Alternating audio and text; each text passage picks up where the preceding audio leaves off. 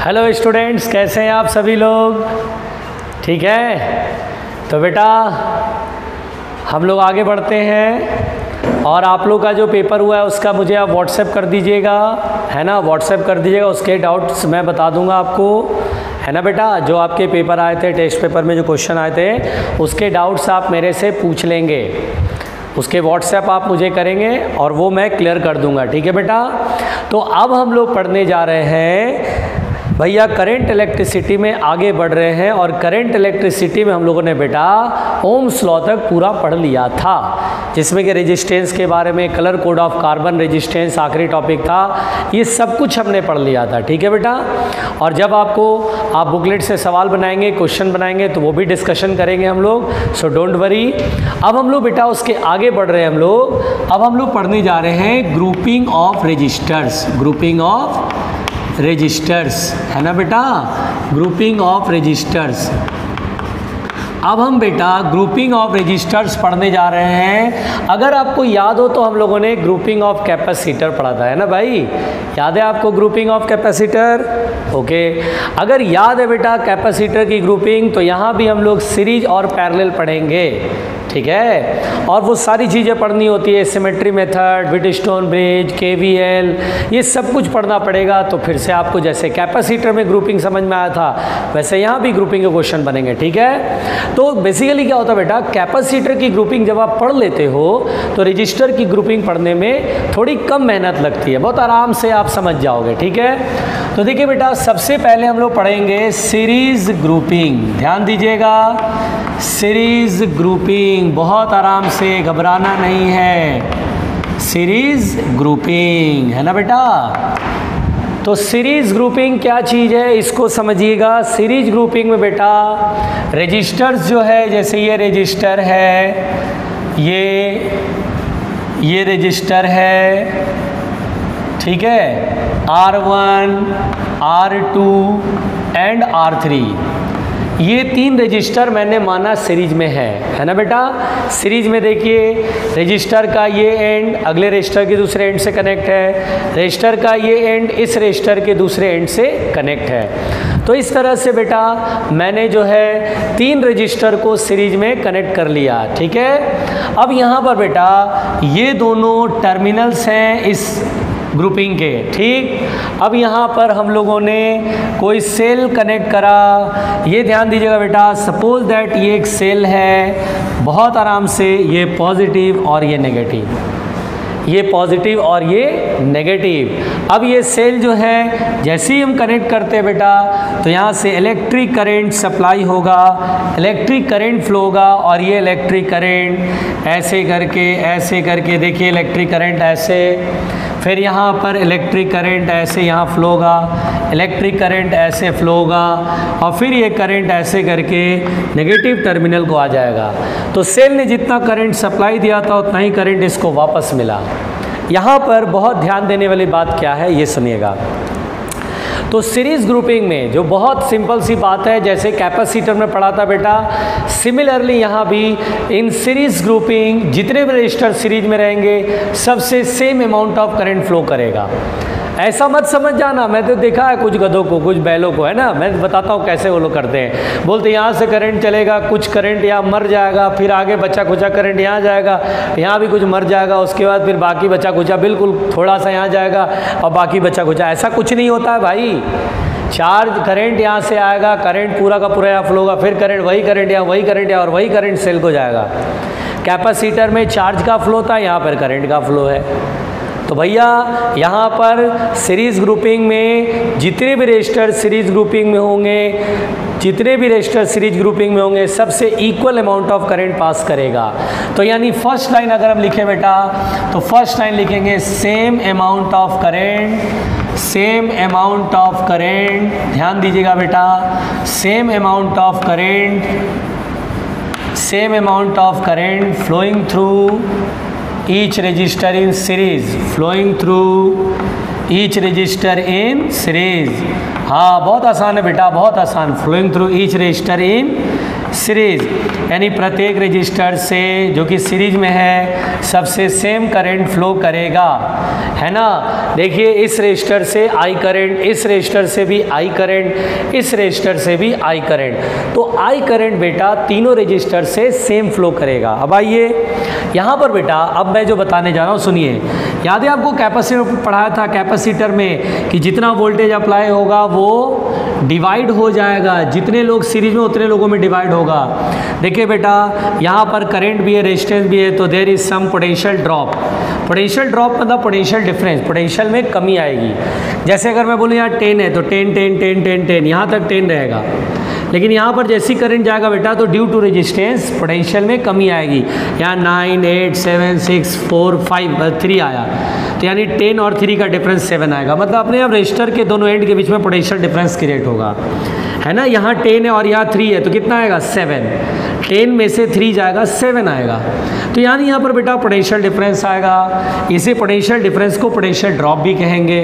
यहाँ पर भी पोटेंशियल ड्रॉप होगा V2, यहाँ पर भी पोटेंशियल ड्रॉप होगा V3। तो बेटा यहाँ पर ये जो पोटेंशियल डिफरेंस है इन तीनों का sum is equal to V, यानी कि अप्लाइड वोल्टेज इन तीनों में डिवाइड हो जाएगा। अगर 3 लोग सीरीज में है तो 3 पार्ट में डिवाइड होगा, 2 लोग हैं तो 2 पार्ट में डिवाइड होगा, 4 लोग हैं तो 4 पार्ट में डिवाइड होगा, जितने रजिस्टर होगा उतने पार्ट में वोल्टेज डिवाइड हो जाएगा। तो हम बोलेंगे sum of potential difference, sum of potential difference across each register,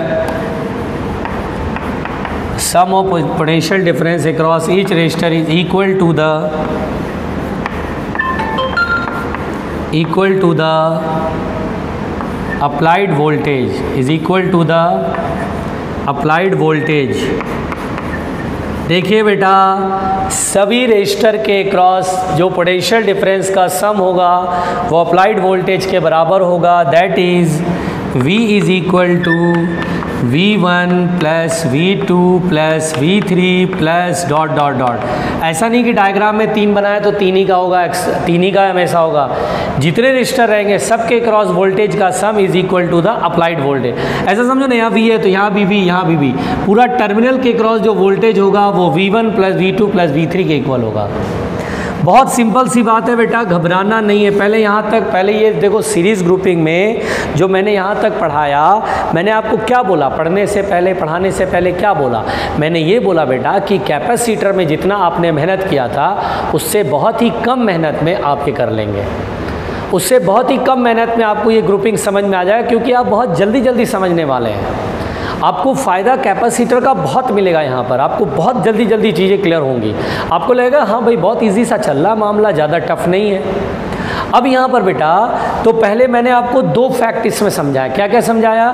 कि सीरीज में जितने भी रजिस्टर लगे रहेंगे सबसे same amount of current pass होगा, तो सबसे same amount of current pass हो रहा है। और दूसरा क्या बेटा, तो जो अप्लाइड वोल्टेज होगा वह इन प्रत्येक रजिस्टर के क्रॉस वोल्टेज के सम के इक्वल होगा अप्लाइड वोल्टेज। तो एक तो दूसरा ये फैक्ट है जो कि मतलब बहुत क्लियर है, ये बहुत ही क्लियर है, ये आपको आना चाहिए। ठीक है बेटा, अब यहाँ पर ध्यान से सुनिएगा, मेरी बात समझिएगा, जो मैं समझाना चाह रहा हूँ बेटा इसको अच्छे से नोट्स में लिखिएगा, घबराइएगा नहीं। अब यहाँ पर बेटा इक्विवेलेंट रेजिस्टेंस, इक्विवेलेंट रेजिस्टेंस,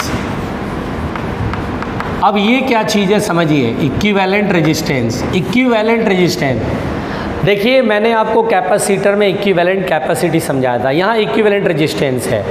अगर आप थोड़ा गौर करो तो इक्विवेलेंट रेजिस्टेंस क्या होगा, तो आपको पहले भी बताया बेटा कि आप यहाँ से ये खोलो टर्मिनल, ये खोलो, ये पूरा ये फेंको और एक रजिस्टर लगाओ, a single register, a single register. देखिए ये सिंगल रजिस्टर है, ये देखिए सिंगल रजिस्टर है।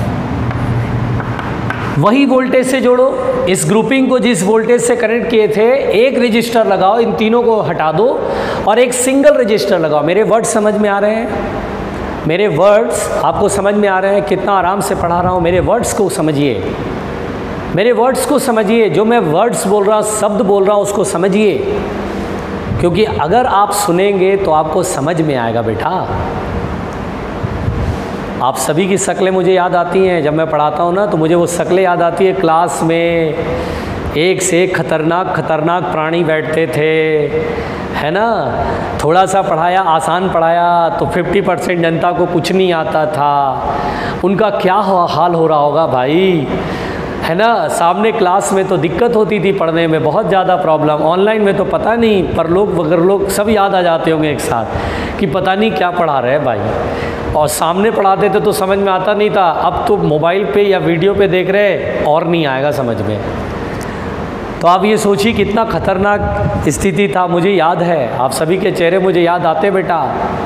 हाँ, जिनको मैंने पढ़ाया वो सब याद आते हैं कि जब भी मैं पढ़ाता हूँ ना आप लोग को बस याद करता हूँ कि हाँ ये वही लोग हैं जिनको मैंने पढ़ाया है। एक महीने पढ़ाया है और उसके बाद मैं सबको जान चुका था, एक महीने में मैं सब पहचान चुका था कि आप क्या हैं, कितने खतरनाक बैल हैं, 2 सींग वाले हैं, 1 सींग वाले हैं, 3 सींग वाले हैं, कितने आपके सिर पे सींग आए हुए हैं वो समझ में आ जाता है, कितने टन का गोबर आपके दिमाग में भरा, वो सब समझ में आ गया था। सब समझ में आ गया था। कितने लोग अंधेरे में चल रहे हैं, कितने लोग थोड़ा सा उजाले में हैं, कितने लोग को आ रहा है, कितने लोग को नहीं आ रहा है, कौन पढ़ता है कौन नहीं पढ़ता, सब क्लियर है मेरे सामने। बस वो याद करता हूँ मैं और फिर वही सोचता हूँ भाई इन्हीं खतरनाक प्राणियों को ये पढ़ाया जा रहा है, क्या हाल हो रहा होगा इनका। खैर, तो बेटा ये रजिस्टर और ये वोल्टेज भी है, यानी इन तीनों को हटा के एक रजिस्टर जोड़ा। और सुनो बेटा, इन तीनों रजिस्टर से ये सेल जितना सप्लाई भेज रहा था इस ग्रुपिंग को, आप इसको जोड़ेंगे तो सेल को कोई फ़र्क नहीं पड़ेगा, सोर्स को कोई फ़र्क नहीं पड़ेगा, ये उतना ही करंट भेजेगा, सेम अमाउंट ऑफ करंट भेजेगा। देखिए आई करंट भेज रहा था इस ग्रुपिंग को, यहाँ भी आई करंट भेजेगा इस ग्रुपिंग को। और चूंकि यहाँ वोल्टेज भी है तो डायरेक्टली यहाँ V डेवलप होगा। बोलो सही है, यहाँ 0 और यहाँ V मान लो, 0 0 0 0 V V V V। बात समझ में आ रही है? नहीं आई बात समझ में? आई बात समझ में? तो यहाँ पर बेटा ये जो है, यहाँ पर जितना पोटेंशियल डिफरेंस यहाँ होगा उतना ही पोटेंशियल डिफरेंस यहाँ होगा। अब मुझे ये आर इक्विवेलेंट सॉल्व करना है, तो क्योंकि we know V is equal to होता है V1 plus V2 plus dot dot dot V। देखिए इस रेजिस्टर के क्रॉस वोल्टेज है V और ओम्स लॉ लगाइए, V बराबर IR, तो I into R equivalent is equal to V1। V1 ये पहला रजिस्टर, इसके क्रॉस वोल्टेज है V1। ओम्स लॉ बताइए, तो V बराबर होता है IR, तो I इंटू R1, तो I into R1 plus I into R2 plus dot dot dot. I common होके कैंसिल आउट हो जाएगा, तो इसका मतलब ये बेटा R इक्विवेलेंट होगा R1 plus R2 plus dot dot dot. This is the R equivalent. तो ये इक्विवेलेंट रेजिस्टेंस है बेटा, इक्विवेलेंट रेजिस्टेंस R इक्विवेलेंट। तो यहाँ पर बेटा मैं आपको बहुत साफ साफ बोल दूँ कि अगर रजिस्टर्स सीरीज़ में अगर अरेंज्ड हैं, ग्रुपिंग सीरीज़ ग्रुपिंग है, तो R इक्विवेलेंट, देखिए कैपेसिटर में क्या करते थे 1/C करके, 1/C equivalent equal to 1/C1 plus 1/C2 plus dot dot dot. लेकिन रजिस्टर के केस में R1 plus R2 plus dot, यानी रजिस्टर सीरीज में रहेगा तो सिंपल एडिशन करना है बेटा। इक्विवेलेंट रजिस्टर निकालना है तो उनका सिंपल एडिशन होगा, एकदम सिंपल है। कैपेसिटी में उल्टा था, यहाँ एकदम सीधा सीधा ऐड होएगा। वहाँ उल्टा रेसिप्रोकल ऐड होते थे, 1/, करके ऐड होता था, यहाँ सीधा सीधा। सीरीज में है तो इक्विवेलेंट रेजिस्टेंस। इसका मतलब ये हुआ कि अगर रजिस्टर सीरीज में है तो बेटा इक्विवेलेंट रेजिस्टेंस ज़्यादा आएगा, क्योंकि सीरीज में लगाने से ना टोटल ऑब्स्ट्रक्शन बढ़ रहा है। देखिए सम हो रहा है ना, ऐड हो रहा है ना, तो ऐड होने से चीज़ें क्या होती है, बढ़ जाती हैं। अगर हम एक रजिस्टर और लगा दें तो एक ग्रुपिंग के टोटल रेजिस्टेंस और बढ़ जाएगी। इसलिए सीरीज में रजिस्टर लगाने से क्या होता है, इक्विवेलेंट रेजिस्टेंस बढ़ जाता है, टोटल रेजिस्टेंस क्या होता है, बढ़ जाता है। आ रहा मेरी बात समझ में? देखिए ये बहुत साफ साफ था, ये सीरीज ग्रुपिंग मैंने आपको बताया बेटा, ये बहुत ही सिंपल है। और मैंने आपको क्या बताया कि बहुत आराम से आप चीज़ों को समझ जाएंगे। आप कैपेसिटर पढ़े, इतने सारे क्वेश्चन बनाए, इतना दिनों तक क्वेश्चन कराया मैंने, अब आई थिंक सो कि आपको बहुत सारी चीज़ें समझ में आ गई होंगी। अब देखिए बेटा ध्यान से देखिए, दूसरा है, और अगर ये नहीं आया तो मोबाइल को पटक देना बेटा। लैपटॉप देख रहे हो तो लैपटॉप को दीवार से दे मारना, ठीक है। गलती तुम्हारी नहीं है बेटा, गलती उस दिमाग में भरे गोबर की है। उस गोबर को हम लोगों ने काम के लायक बनाया ही नहीं तो दिक्कत तो आएगी ही, तो गलती तुम्हारी नहीं है। फेंक मत देना लैपटॉप मोबाइल बैल बुद्धि। पता चला तुमने फेंक दिया और कहा गया कि सर ने बोला था, तो पता चला कि तुम्हें तो वहाँ कुछ नहीं होगा, कुटाई मेरी हो जाएगी, घर वाले मिल के कूटेंगे मुझे कि आपने ही तो बोला था सर मोबाइल तोड़ने के लिए, लैपटॉप दे मारने के लिए, मेरा बेटा वही काम किया या मेरी बिटिया वही काम की, अब आप भुगतो। तो पता चला सारे वसूले जाएंगे मुझसे। तो बेटा बताओ करे कौन भरे कौन, है ना। खैर, तो दूसरा है बेटा पैरेलल ग्रुपिंग। हाँ, बहुत सारे ऐसे खतरनाक प्राणी हैं जिनके दिमाग में ये भी आ जाता है अच्छा सर ने कहा है तो दे मारो मोबाइल। देखिए भाई पैरेलल ग्रुपिंग, तो यहाँ पर बेटा पैरेलल ग्रुपिंग अब हम पढ़ने जा रहे हैं। और जाहिर सी बात है यहाँ पर बैठे हुए बहुत सारे प्राणी जो ये वीडियो देख रहे हैं, मुझे बहुत अच्छे से पता है बेटा आपने कैपेसिटर मन लगा के तो पढ़ा नहीं होगा। जितनी मेहनत मैं अपेक्षा करता हूँ, एक्सपेक्ट करता हूँ आपसे, वो ऑब्वियस सी बात है आप नहीं करे होंगे, है ना।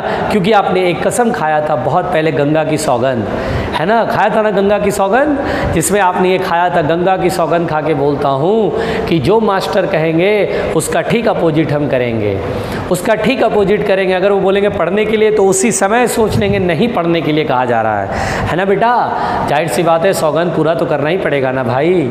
तो याद रखना बेटा, जिस दिन मुझे पता चल गया कि तुम नहीं पढ़ रहे और मेरे सामने दिख गए, तो फिर याद रखना उसके बाद तुम्हारा जो है वो हाल करूँगा, है ना। मैं भी कूटूँगा और तुम्हारे पापा मम्मी भी कूटेंगे, ढंग से कूटेंगे बेटा, क्योंकि तुम्हारे जितने ऐशो आराम है ना वो सब छीन लिए जाएंगे, है ना। तुम्हें तपती धूप में जो है बोला जाएगा बाहर खड़े रहो, है ना। पंखे चला के बैठते हो ना, एसी चला के बैठते हो ना, एसी पंखे सब बंद कर दिए जाएंगे, तुम्हारा हुक्का पानी सब बंद करवा देंगे हम। बस तुम याद रखना, मुझे जिस दिन दिख गया, पता चल गया कि ये स्टूडेंट, इस नाम का स्टूडेंट नहीं पढ़ रहा है, अब मेरे सामने आ जाना तुम, बस उसके बाद देखना, ठीक है ना, समझ गए। तो बस चलो पढ़ते हैं parallel grouping.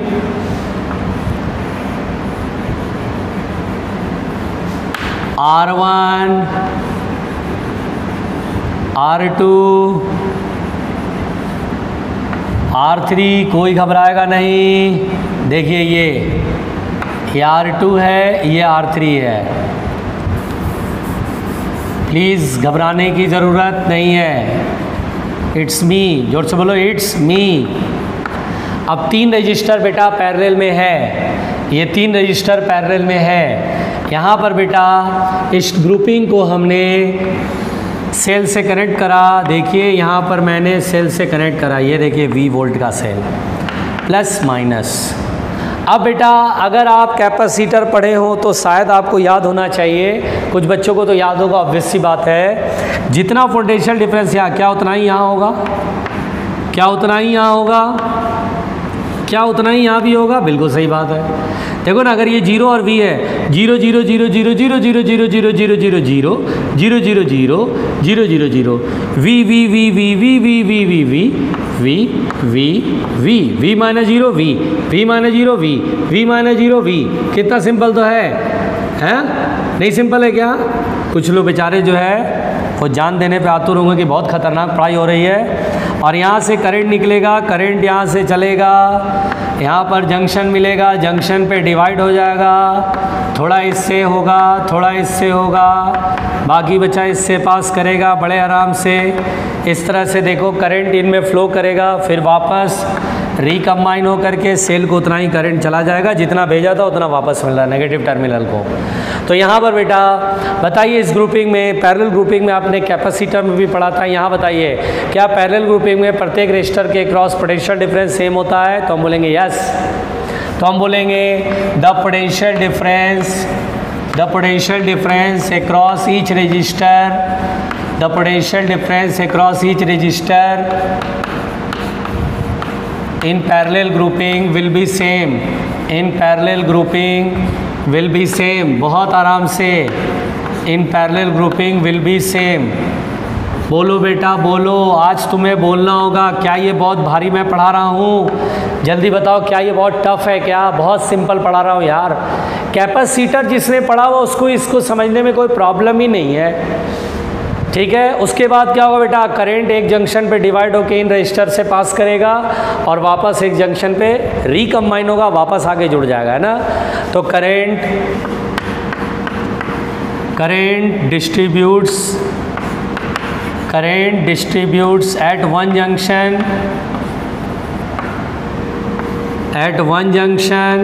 and recombine to another junction and recombine to another जगह। अगर आपसे बोलेगा क्या सभी रजिस्टर में करंट सेम जाएगा, तो नहीं, वोल्टेज सेम होगा, करंट सेम होगा, इसकी कोई गारंटी नहीं, क्योंकि रजिस्टर हो सकता है सेम हो तो करंट सेम होगा, रेजिस्टेंस अगर डिफरेंट होगा तो करंट डिफरेंट होगा। Recombined to another junction. ठीक है बेटा, बहुत घबराहट वाली बात मैं बोल गया ना, कुछ लोग बेचारे जो है काँप रहे होंगे, डर के मारे थर थर काँप रहे होंगे, है ना, डर के मारे थर थर काँप रहे होंगे, क्योंकि बेटा मैं आपको जानता हूँ, मुझसे आपकी असलियत नहीं छुपी हुई भाई, मैं जानता हूँ अच्छे से, मैं जानता हूँ, मैं उनके शक्लों को याद रखता हूँ भाई। MFR1 बैच, EFR1 बैच को मैंने पढ़ाया 1 महीने, है ना, फ्लूइड इलास्टिसिटी, सरफेस टेंशन, याद तो नहीं होगा ना बेटा। और उस पढ़ाई के दौरान मैंने आपकी असलियत जान ली थी कि बेटा तुम कितने बड़े खतरनाक प्राणी हो, है ना, दिखते तो बड़े भोले भाले हो लेकिन अंदर से बहुत शैतान हो, है ना, बिना पढ़े लिखे सोचते हो बोर्ड में टॉप कर जाए, IIT या मेडिकल में मेरा सिलेक्शन हो जाए, है ना, तो बेटा तुम बेवकूफ़ दुनिया वालों को बना लोगे, मुझे नहीं बना पाओगे, मैं तुम्हारी असलियत पूरा जानता हूँ। और एक बात याद रखना, ऊपर वाला भी देख रहा है तुम्हारी हरकतों को, वो बोलता है बेटा जिस दिन तुम सही रास्ते पे चलोगे उसी दिन रिजल्ट मिलेगा, गलत गड़बड़ करोगे तो रिजल्ट नहीं मिलेगा। यानी बेटा बहुत साफ साफ है, रूल बहुत क्लियर है, अपने आप को होशियार ज़्यादा न समझें।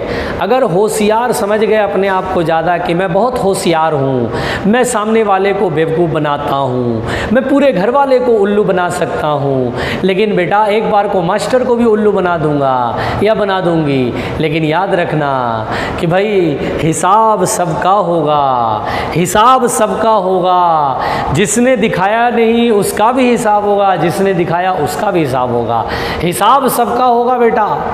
ये टाइम सबका हिसाब कर देता है, तुम गड़बड़ करोगे कोई बात नहीं, महीने 2 महीने 6 महीने बाद तो एग्ज़ाम शुरू होंगे, उसके बाद जो तुम्हारा हश्र होगा, उसके बाद रिज़ल्ट्स आएंगे, उसके बाद कॉम्पिटिटिव एग्ज़ाम आएंगे, उसमें रिज़ल्ट्स आएंगे, उसके बाद तो तुम शक्ल दिखा नहीं पाओगे। तो बेवकूफ़ अपने आप को मत बनाओ, अपने आप को बेवकूफ़ मत बनाओ, ये मत सोचो कि कोई देख नहीं रहा है, काउंटेबल तो है भाई, सारी चीज़ें काउंटेबल है, काउंट हो रही हैं, सबको सामने दिख रहा है तो ठीक है सब बोलेंगे, लेकिन अगर नहीं दिख रहा है तो भी काउंट हो रहा है बेटा। इसीलिए याद रखिएगा, होशियारी चतुराई गड़बड़ करेगी। पढ़ाई बहुत ईमानदारी की चीज़ है, मन को साफ रखना पड़ता है, मन में किसी तरह की चोरी नहीं होनी चाहिए। अरे यार दिखाने के लिए आधे घंटे पढ़ ले, मम्मी अभी आ रही है इधर उधर घूम रही है, चलो पढ़ लेते हैं, पर मम्मी निकले फटाक से फट सा PUBG खुल गया, ओ भाई साहब PUBG पे खेल शुरू, तो बेटा फिर तो तुम्हारा बंटाधार है मामला, ठीक है, बंटाधार हो जाएगा तुम्हारा। चलिए बेटा यहाँ तक समझ में आया। इक्विवेलेंट रेजिस्टेंस देखिए, इक्विवेलेंट रेजिस्टेंस देखते हैं बेटा, बहुत प्यार से, डरना नहीं। यहाँ पर बेटा इक्विवेलेंट रेजिस्टेंस, बहुत प्यार से सुनना, इक्विवेलेंट रेजिस्टेंस अगर आपका खोपड़ी अगर सही है तो, if you have very good mind, then आपको याद आ रहा होगा कि ये तो बहुत ही सिंपल है सर। देखिए इक्विवेलेंट रेजिस्टेंस का होता है, सभी रजिस्टर को हटा दीजिए, पूरे ग्रुपिंग को हटा करके एक सिंगल रजिस्टर लगा दीजिए, लो भाई लगा दिया, और उसी सोर्स से कनेक्ट कर दीजिए, उसी V वोल्ट के सेल से, और ये उतना ही करंट इसको भेज रहा है जितना इस ग्रुपिंग को भेजा था, करंट उतना ही सेल सप्लाई दे रहा है, जितना इस ग्रुपिंग को भेज रहा है उतना ही यहाँ भी दे रहा है। मुझे इस R इक्विवेलेंट की वैल्यू बतानी है, वोल्टेज भी यहाँ पर जितना वोल्टेज है वही डायरेक्ट वोल्टेज यहाँ भी अप्लाई होगा। अब हम क्या करें बेटा, तो देखिए I बराबर 3 पार्ट में डिवाइड हुआ, 4 पैरेलल रहेगा तो 4 पार्ट में डिवाइड हो जाएगा, 5 पैरेलल रहेगा तो 5 पार्ट में डिवाइड होगा, तो I1 plus I2 plus dot dot dot कर देते हैं। अब ओम्स लॉ से V बराबर IR होता है, तो I बराबर V बाई R होगा, तो I बराबर V अपॉन R इक्विवेलेंट।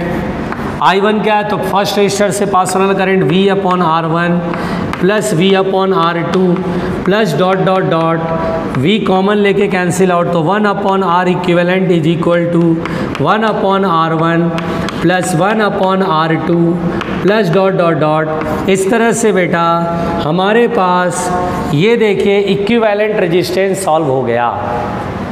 तो 1 अपॉन आर इक्विवेलेंट याद है, वहाँ सीरीज में 1 अपॉन सी इक्विवेलेंट कर देते हैं, यहाँ पैरेलल में 1 अपॉन आर इक्विवेलेंट। और जानते हो जब रेजिस्टर पैरेलल में कनेक्ट करते हैं तो इक्विवेलेंट रेजिस्टेंस छोटे से भी छोटा हो जाता है।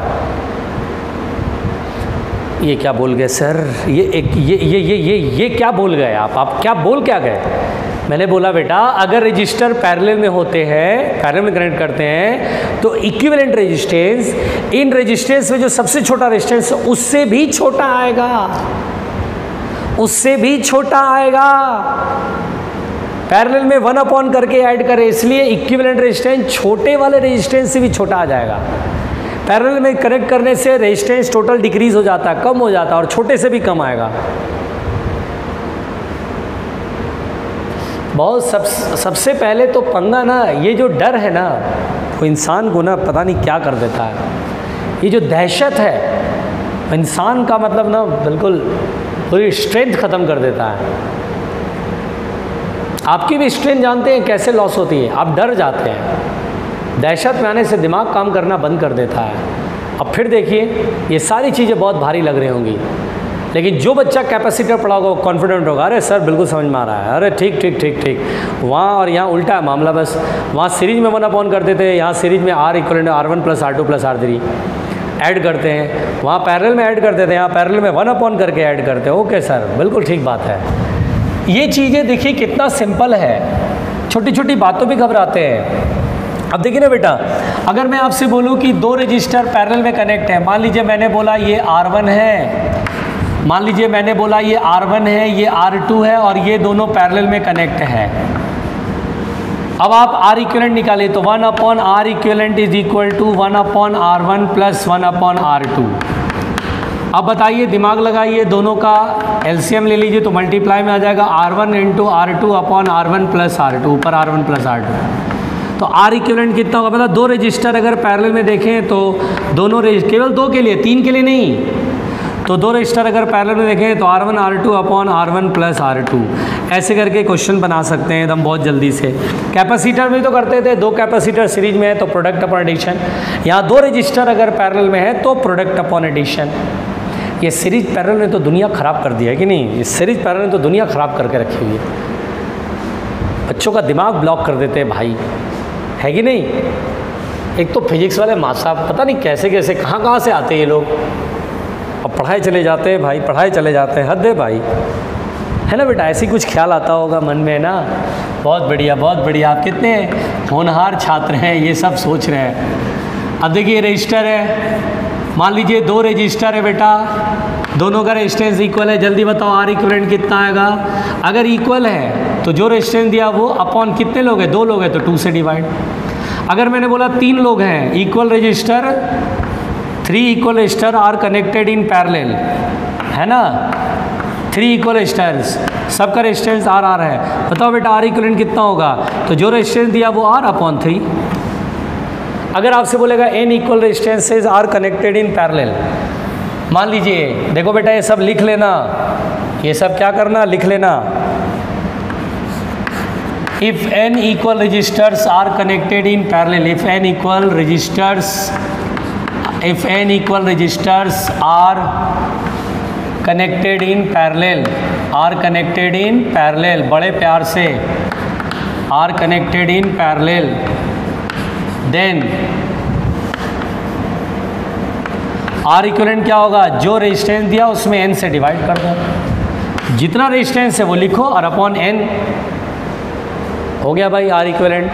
पैरेलल ग्रुपिंग इज़ द, बहुत सिंपल, जिसने कैपेसिटर की ग्रुपिंग पढ़ा है उसी तरह से रेजिस्टेंस की ग्रुपिंग है। बस वहाँ सीरीज में क्या करते थे, 1 upon C equivalent equal to 1 upon C1 plus 1 upon C2। यहाँ 2-3 रजिस्टर, अगर 2 या 2 से ज़्यादा रजिस्टर सीरीज में है तो आर इक्विवेलेंट सिंपली ऐड कर लेंगे रेजिस्टेंस का, R equivalent equal to R1 plus R2 plus R3 dot dot dot. वहाँ पैरेलल में हम लोग ऐड करते थे, यहाँ पैरेलल में 1 अपॉन करके ऐड करते हैं। तो कहानी बहुत सिंपल है बेटा, घबराना नहीं है, बहुत सीधा सीधा कहानी है। अगर मैं थोड़े क्वेश्चन करा दूँ इस पर, चलिए देखिए, ग्रुपिंग पे हम एक आध दो तो 3 क्वेश्चन कर लेते हैं। हालांकि बहुत इजी होता है क्वेश्चन, क्योंकि ग्रुपिंग पे आपने इतने क्वेश्चन करे हैं तो शायद थोड़ा सा बुद्धि जो है काम कर जाना चाहिए। देखिए बेटा, देखिए जैसे मान लीजिए हम क्वेश्चन करें बेटा, बहुत सिंपल क्वेश्चन है। मान लीजिए ये दे दिया मान लीजिए ये क्वेश्चन है। अब ये क्वेश्चन है ए और बी के अक्रॉस मुझे इक्विवेलेंट रेजिस्टेंस सॉल्व करना है, सबका रेजिस्टेंस आर है। क्या लिखेंगे बेटा? तो ये दोनों पैरेलल में है, ध्यान दीजिएगा, यानी ये सिंपली आर हो गया और ये क्या हो गया, 2 रेजिस्टर अगर पैरेलल में है तो r/2 हो जाएगा भाई, सही है। आर और आर पैरेलल में क्या होता है, r/2, याद रखना, अभी बताया मैंने, पैरेलल में ऐड नहीं होगा, उल्टा करके ऐड होता है। अब आर इक्विवेलेंट क्या लिखेंगे बेटा? तो सीरीज में सिंपली एडिशन होगा r + r/2, ये हो जाएगा 3r/2, ये सिंपल। फिर सुनिएगा बेटा, ध्यान से मेरी बात सुनिएगा। अगर मान लीजिए मैंने आपसे कहा ये क्वेश्चन है, मैंने आपसे कहा ये r है, ये r है, ये r है, देखिए कितना सिंपल क्वेश्चन करा रहे हैं, भारी लग रहा है क्या? बहुत सिंपल। अब बताइए इक्विवेलेंट रेजिस्टेंस कितना होगा? तो हम बोलेंगे सर पहले ये दोनों सीरीज में है, पहले ये दोनों सीरीज में है, तो सीरीज में क्या होगा, उल्टा करके ऐड करें या सिंपल एडिशन? तो बोले सर रेजिस्टेंस है, सीरीज में है, सिंपल एडिशन, r + r हो गया 2r, फिर ये r इसके साथ पैरेलल में है। तो अब क्या करा जाए, दोनों पैरेलल में है तो इक्विवेलेंट क्या होगा, 2 लोग पैरेलल में है तो प्रोडक्ट अपॉन एडिशन कर लो, यानी r इक्विवेलेंट होगा r × 2r upon r + 2r that is 3r, तो आंसर हो जाएगा 2r/3। तो ये बेटा ये बहुत ही सिंपल कहानी और बनाते हैं, टेंशन मत लेना भाई, इसलिए बता रहा हूँ क्या, क्योंकि आप थोड़ा कॉन्फिडेंट फील करो, है ना, एकदम जैसे सिंपली, ये बहुत आसान होता है बेटा, बहुत आसान होता है। अब देखिए जैसे समझिएगा बेटा, ध्यान से, घबराइएगा नहीं, इट्स मी ओनली। अब जैसे मान लीजिए आपसे बोला कि ये 10 ओम है, यहाँ पर एक रजिस्टर लगा है, यहाँ एक रजिस्टर लगा है, यहाँ एक रजिस्टर लगा है, बड़े प्यार से, यहाँ एक रजिस्टर लगा है, यहाँ एक रजिस्टर लगा है, यहाँ एक रजिस्टर लगा है ना, ये ए है, ये बी है।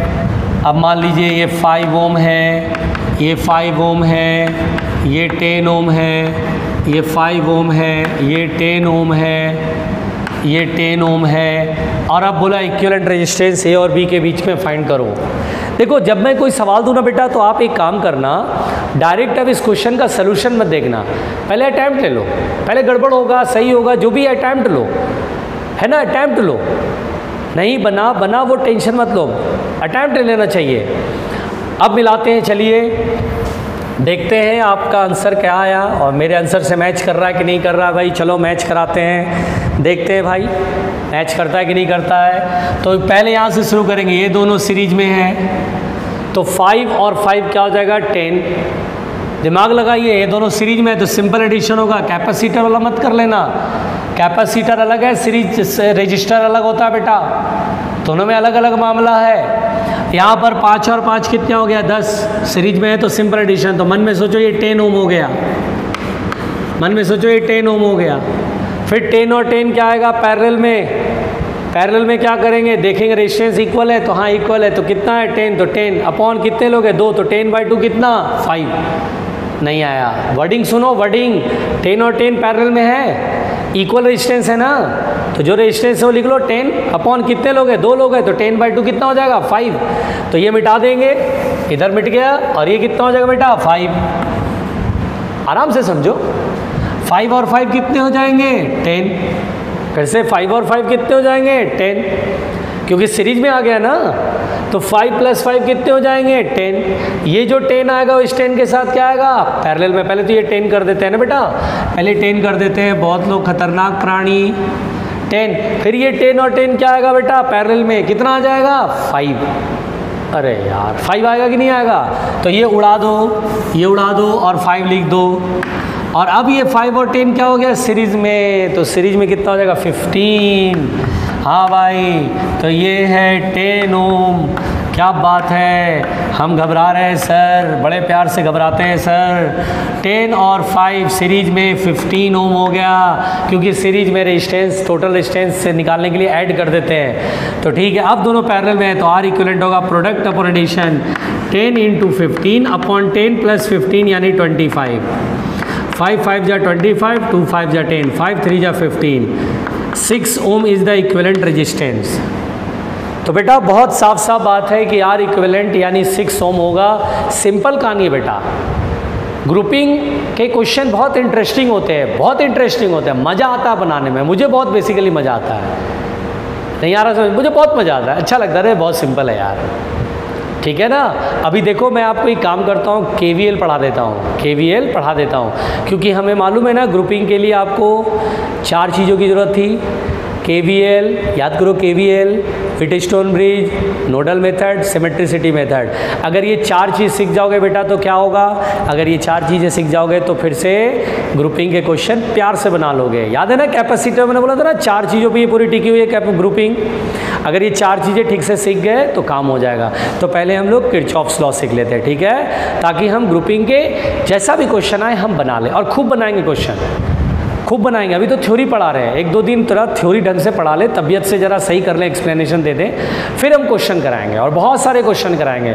जैसे कैपेसिटर में हमने खूब लाइन लगा क्वेश्चन करा, रेजिस्टेंस में भी, इस चैप्टर में करंट इलेक्ट्रिसिटी में भी खूब क्वेश्चन करेंगे। बस घबराना नहीं है ना, पेशेंस रखना, हैव सम पेशेंस। चलिए बेटा अब हम लोग यहाँ पर किरचॉफ्स लॉ पढ़ते हैं। किरचॉफ्स लॉ देखिएगा ध्यान से, किरचॉफ्स लॉ ध्यान से देखिएगा बेटा, किरचॉफ्स लॉ। किरचॉफ्स लॉ देखिए, सबसे पहली बात बेटा, किरचॉफ के 2 रूल है, 2 लॉ है ना, 2 लॉ है। किरचॉफ के लॉ अगर नहीं होते तो सर्किट के क्वेश्चन हम सॉल्व ही नहीं कर पाते। तो किरचॉफ का law is very useful, is very useful. जैसा कि आप जानते हैं कैपेसिटर में कितना यूजफुल था, करंट इलेक्ट्रिसिटी में, आगे पूरे चैप्टर में हर जगह यूज होएगा। So Kirchhoff's law is very useful to analyse the circuit. ये सर्किट को एनालाइज करने के काम आएगा। इस लॉ से आप सर्किट एनालिसिस कर लोगे, कितना करंट फ्लो रहा है, कहाँ पर वोल्टेज पूछ रहा है, किसके क्रॉस वोल्टेज पूछ रहा है, सब फाइंड कर सकते हो। अगर आपको किरचॉफ्स लॉ नहीं आएगा बहुत प्रॉब्लम आएगी। अब सबसे पहली बात बेटा, वहाँ जो तुमने कैपेसिटर पढ़ा था वो एक थोड़ा सा पढ़ा था। एक्चुअली में किरचॉफ ने 2 लॉ दिए थे। पहले लॉ को बोलते हैं बेटा किरचॉफ्स करंट लॉ। किरचॉफ ने 2 नियम दिए थे जिसे बोलते हैं किरचॉफ्स करंट लॉ, या इसी को बोलते हैं बेटा पॉइंट लॉ, या इसी का दूसरा नाम है बेटा जंक्शन लॉ, या जंक्शन लॉ बोलते हैं। एक ही बात है, पॉइंट लॉ बोलो, जंक्शन लॉ बोलो, किरचॉफ्स करंट लॉ बोलो। शॉर्टकट में इसको KCL लिख देते, KCL, ताकि आपसे कोई बोले यार KCL जानते हो तो हाँ किरचॉफ्स करंट लॉ, यस सुना है मैंने और पता है मुझे। अब किरचॉफ्स ने 2 नियम दिए, एक पहला नियम है किरचॉफ्स करंट लॉ या पॉइंट लॉ या जंक्शन लॉ। अब यहाँ पर बेटा ये क्या है, ये बोलते हैं कोई जंक्शन पकड़ लो जिसमें बहुत सारे वायर आके कनेक्ट हो रहे हैं। ये देखिए वायर कनेक्ट हो रहा है, ऐसे वायर कनेक्ट हो गया।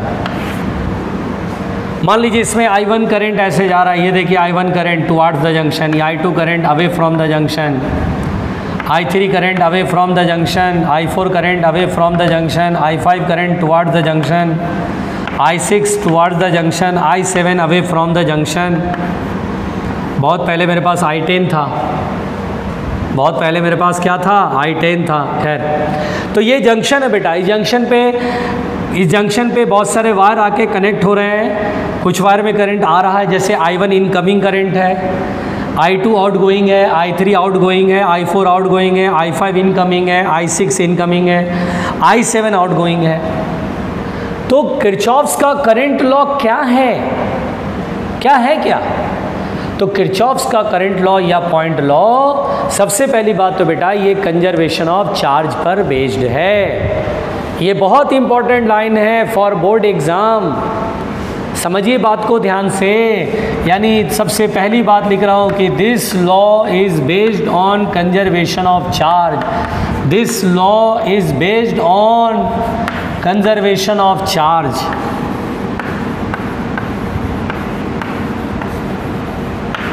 This law is based on conservation of charge. ये जो नियम कानून है वो कंजर्वेशन ऑफ चार्ज पर आधारित है। ये देखो बेटा KCL का कितना इंपॉर्टेंट बात हो गया। और दूसरी बात बेटा कि अब जो लॉ है वो क्या है, तो हम बोलते हैं द लॉ स्टेट्स दैट, ये जो नियम है बताता है, the law states that, it states that at a junction or point, eight a junction or point, यानी किसी जंक्शन पर या पॉइंट पर, eight a junction or point, the total outgoing, the total sum of outgoing and incoming current will be zero. Incoming current will be zero. ये क्या मतलब है बेटा, ये क्या मतलब है? The law states that at a junction or point the total sum of outgoing and incoming current will be zero, and the total current is zero. मतलब ये हुआ कि जितना आ रहा है उतना ही जा रहा है, जितना आ रहा है उतना ही जा रहा है। जैसे समझिए, बस एक लाइन और है, देखिए आप इस लाइन को ऐसे समझिए बेटा कि total incoming current is equal to the total outgoing current. ये मतलब होता है। सम का मतलब क्या होगी, सम जीरो होगा, मतलब क्या हुआ, जो आने वाला उसको प्लस ले लो, जो आ रहा है उसको प्लस ले लो, जो जा रहा है उसको माइनस, तो उसका टोटल जीरो होगा। मतलब magnitude of total incoming current is equal to the magnitude of total outgoing current. ये है बेटा KCL। आप ऐसे सिंपल शब्दों में समझो, I1 आ रहा है तो I1 प्लस और कौन कौन आ रहा है, I5 आ रहा है प्लस I5, और कौन आ रहा है भाई, I6 आ रहा है। इन तीनों का sum is equal to outgoing. कौन कौन है आउटगोइंग, I2, और कौन है I3, और कौन है I4, और कौन है I7। भैया यही करना है, जितने आ रहे हैं उनका टोटल इज इक्वल टू जितने जा रहे हैं उनका टोटल, ताकि इनका सम ऑलवेज जीरो है, क्योंकि आने वाला अगर प्लस लोगे तो जाने वाला माइनस लेना पड़ेगा, तो उसका टोटल अपने आप जीरो होगा। मतलब सिंपल वर्ड उसमें कहो तो जितना टोटल इनकमिंग उतना ही टोटल आउटगोइंग। सिंपल कहानी है। तो दिस इज़ KCL। एक बार फिर से सुन लेना, अगर नहीं आया तो वीडियो रिप्ले कर लेना, ठीक है बेटा। तो इसके आगे किरचॉफ्स लॉ में जो भी बातें हम अगले लेक्चर में करेंगे। आज तक के लिए यहीं तक, थैंक यू, ओके।